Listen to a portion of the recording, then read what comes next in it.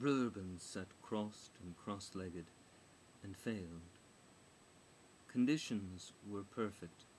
The temperature neither hot nor cold, tendrils of mist balanced moss chip.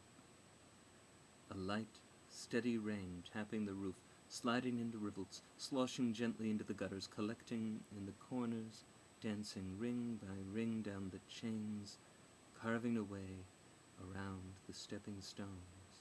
The room smelled sweet.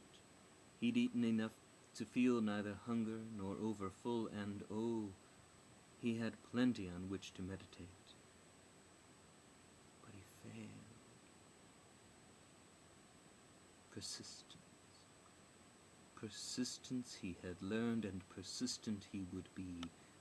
Chin lowered, eyes half-masked, unmoving. Breathe in 4, hold 6, out 8. Repeat. Repeat. He could not remember if someone had actually told him to fake it till he could make it, or if that was one of his stubborn, desperate inner voices, one of a troop of monkeys swinging branch to branch, thought to thought, as he waited for them to equilibrate. The most disturbed waters would eventually settle. That, Brilurban was sure, he had learned from one of the masters, a little snippet of sutra wisdom or something his master had produced and pronounced as though it were. The most disturbed waters would eventually settle, and once settled, they would be as one perfectly flat mirror into which one could gaze and gain a perfectly accurate reflection of oneself. Brilurban had thought about pools below waterfalls, thought about river rapids constantly disturbed. You had to remove the disturbances if you wanted the waters to have a chance to settle. So you remove all that might disturb you, and you wait for your inner waters to settle. Inner waters were not disturbed only by the outside world, unfortunately.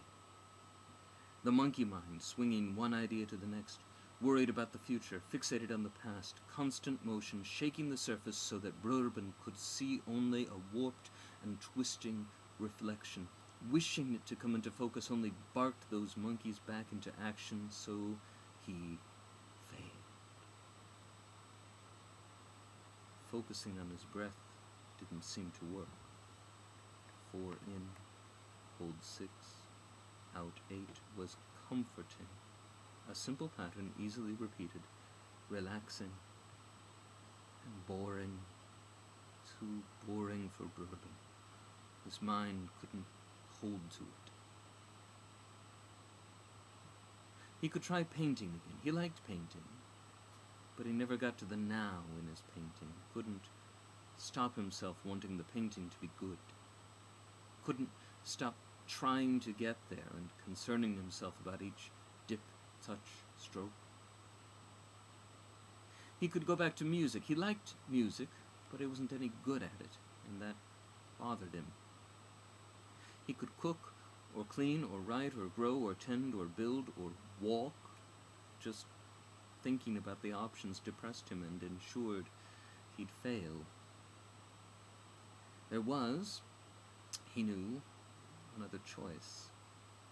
There was a terrible choice. There was that choice. He could choose to give up, give it all away, take up violence, embrace it, become it. There was a light side to all he'd learned and practiced. He'd seen the light, seen how it illuminated the masters from within, seen it burn suddenly in the eyes of his peers so that they outshone him in every possible respect, even humility. He knew it as joy and peace. That is to say, he intellectually knew it as joy and peace, emotionally embraced it as joy and peace, but his mind and his heart were joy and peaceless, light virginal. There was a dark side to all he'd learned and practiced. He'd been warned about the darkness, seen those who tread its path excised from society, not considered wrong or evil or misguided. no longer considered at all lost. Bourbon set the thought firmly in his mind for the first time and found it wholly familiar. Surely the monkeys had visited often, polished it clean, set it to sparkle, glisten, and wink. Okay, Bourbon brought the troop to order. How would this work? Eh? Step by step. Don't give me any red-butted mating displays now. Don't think I'll go scuttling up a trunk after you. Lead me through it. Lead me to it. The monkeys screeched and howled and leaped down and settled themselves all around him on the woven mat in the hut on the edge of the village. First step, accept what you are. Second step, leave. Third step, find the bamboo you'll need. Fourth step, cut and fashion, cut and fashion, cut and fashion. Fifth step, lacquer. Sixth step, dance. Seventh step, second nature, the essential spells, binding, permanenting, tempoing, ordering. Eighth step, armor up, arm up. Ninth step, take your vow. 10th step, return. In his mind, Bourbon held up padded palm. Wait. The 9th step. Which vow must I take? Oh, but there are vows, and there are vows, and there are vows. Which to take is not a must, but a may. Vow to protect the land, the Elenmok, knowledge, a family, an individual, an idea, an ideal, an object, the gate. Vow to explore the land, the Elenmok, the neighboring lands or peoples or animals or plants, those far away, those through the gate. Vow to observe, to gaze deeply, watch intently, to be there for when it happens, the Mote vow, vow to. Here the monkeys would have shrieked, would have howled, would have rattled and leaped and flung, would have, but they'd slipped up.